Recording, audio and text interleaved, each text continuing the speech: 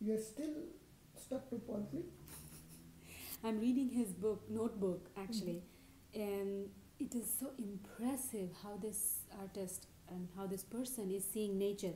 I'll show you a few sheets and tell me, just understand those sheets in its own abstraction. See this one, here, up. See this? तो graph paper जैसा लग रहा है. Yes, and see this one? ये तो पुराना rock painting जैसा लग रहा है. See this one? ये एब्स्ट्रैक्ट पेंटिंग जैसा लग रहा है. This is all based on musical note, the long one. This is all based on the when he's traveling, so city by the water, when he's traveling on by sea or by river. This is the plant.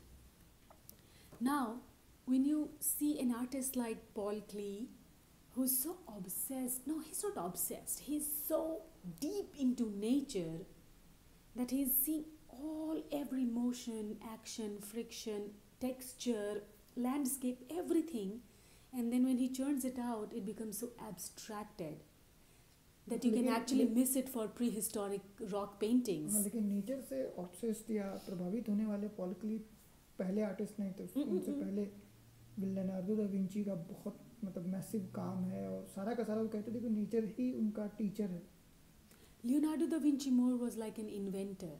He was लेकिन उनकी प्रेरणा भी nature ही थी ना, जो helicopter का design बनाया तो birds को देख के इमेजिन किया. the flower. Another thing, he was an inventor. He worked as an inventor, so he also had a design of